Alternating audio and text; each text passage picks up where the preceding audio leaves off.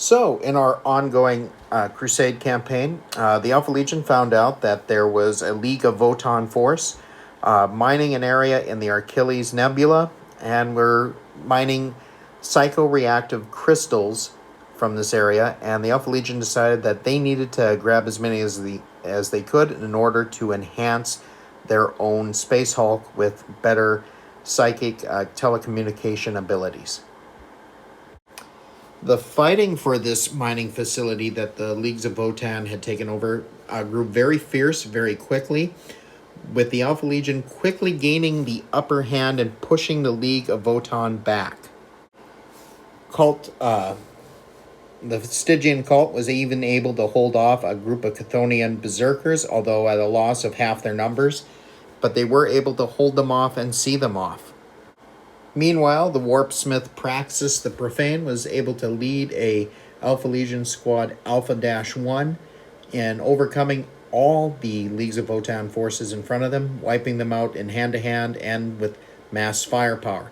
In fact, it was a sweeping victory for the Alpha Legion, except for one area. Cult Squad Sinestro was unable to download mission archives and also failed to secure objective parameters. And when a squad of Hearthkin dropped in behind the lines, they failed to stop them and were wiped out to a man. Later, there were 2 survivors found, and they were dealt with accordingly. With victory firmly in hand, the remaining Leagues of Votan forces left the field rather than suffer further casualties, and the Alpha Legion were able to harvest a number of psychosynaptic crystals for use in future projects aboard their Space Hulk.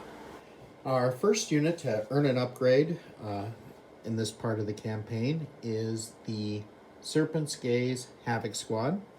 For their upgrade, we decided to give them the Vanguard Espionage out of the main book. So they'll have a 9-inch scout move, allowing them to grab an advantageous position and ambush any opponent. It seems to fit with the theme of the Alpha Legion, and that is the first unit that is getting upgraded.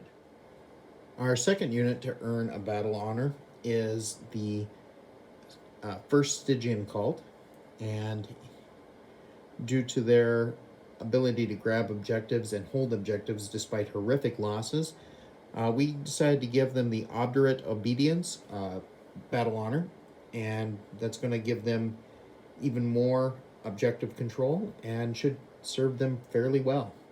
Then we come to Cult Sinestro. Cult Sinestro had an objective, attempted to download mission archives and recover data, and failed 2 turns in a row, and then had the Hearthkin pretty much wipe them out. They ended up getting a battle scar, but I have decided to just drop that unit entirely. In fact, in the purposes of narrative, I will be replacing them with an identical unit of 10 after I get them fully painted. Different unit in a different style. These are going to be non-GW miniatures, and I'll show them at a later date once they're painted and actually rejoining the army. In the meantime, I'm going to say there were 2 survivors of this squad, and as punishment, they are going to be turned into spawn. And the spawn models will be part of the 400 points I was given, one for winning and getting an extra requisition point, so I've spent it all on supply, so I had 400 points to spend, and part of it was used to get the spawn. And I'll present them here in a second. So the first unit added to the crusade are the Failures of Sinestro. Basically, the 2 survivors of that squad with the battle scar got turned into spawn in order to better serve the interests of the Alpha Legion. And we have decided to use non-standard Chaos Spawn models. I know these are from Age of Sigmar, but they're really cool models and really sick looking, and I thought, it's a crusade. I'm playing against people I know. They know it's a spawn. It looks cool. Everyone's good with it. So for a small squad to grab objectives and fulfill campaign objectives and doing actions and that, we decided to add a 5-man Chaos Space Marine squad, Squad Dread Task. equipped with a plasma gun, champion with a plasma gun and a cursed weapon, and again an icon of chaos. And they're going to be used mostly for grabbing small objectives and doing actions, as well as supporting cultists, and they're a good fit to the army. Then with our points, we got Squad Raptor Claw, a 5-man Warp Talent squad, just to provide a deep striking close combat threat, something to hit the back lines, secure back objectives, and basically just cause terror and havoc. Kind of fits in well with the Chaos theme, and they're fun models to paint. And then with the last of our points, we picked up the Hellbrute Dread Dumont. It's going to be a combat multiplier and support dreadnought.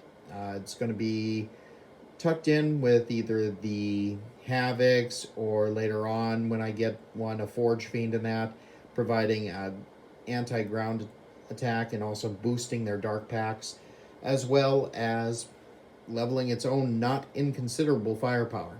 And there's also a chance it'll be used to advance with certain units when they close in.